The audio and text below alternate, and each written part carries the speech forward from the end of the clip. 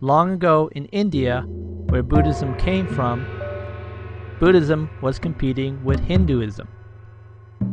And within Buddhist practices and Hindu practices,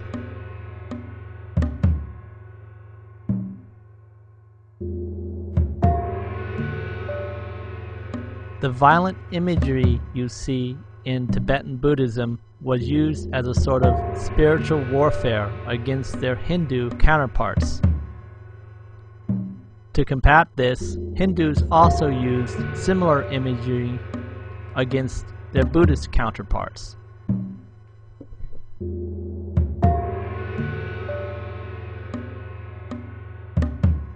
Unfortunately, today there are still metaphors for violent overthrows of another person's belief.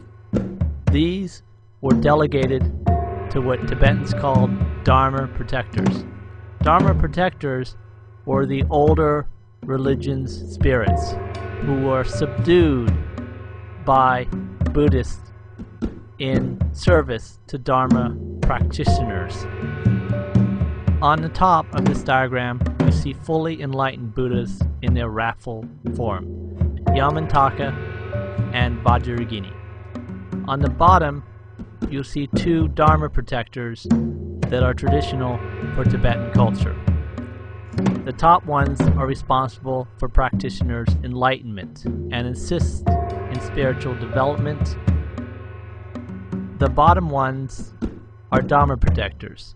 They help Dharma practitioners with worldly activities, such as gaining wealth, subduing enemies, or removing obstacles.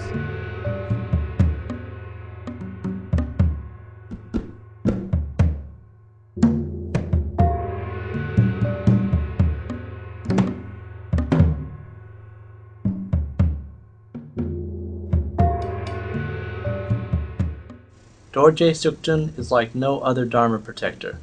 His specific specialty is to keep the Gelugpa lineage pure.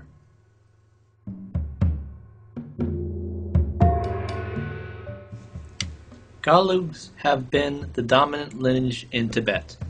The 5th Dalai Lama is known for unifying Tibet under the Gelug school of Tibetan Buddhism.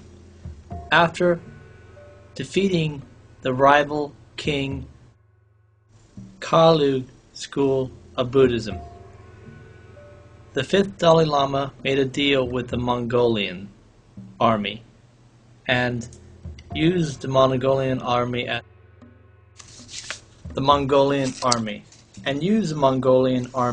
as his military force to conquer the rival kings of Tibet. Lamas often use tantric practice to visualize conquering their adversaries in the 16th and 17th century. Their adversaries were seen as having wrong views because they were following the wrong tradition of Tibetan Buddhism. Dorje Shugden was used as a protector to conquer Tibetans who were not practicing pure Gelug lineage. After securing Tibet under one rule, the Great Fifth limited the practice of Dorje Shugden, limiting it to only a very few venues and limited its practice to the proper place in the hierarchy of the Tibetan Buddhist deities. This is important because Dorje Shugden today is controversial because some say he's a fully enlightened Buddha. However, the 5th specifically limited the practice to a Dharma protector. Dorje Shugden is a Dharma protector commissioned to protect the purity of the Gelug faith and is considered an evil spirit by other Tibetan Buddhist lineages. Another practitioner of Dorje Shugden was Pabongka Rinpoche. Pabongka Rinpoche. Pabongka Rinpoche was considered a great master and his monastery was in a location in Tibet where the Gelug tradition was weak. One of the duties of a Lama is to spread his lineage.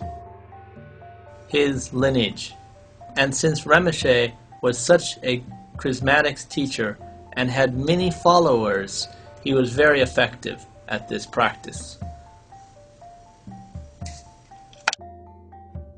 Unfortunately, some of his disciples took matters in their own hands and forcibly converted a Nyingma monastery to Gelug lineage.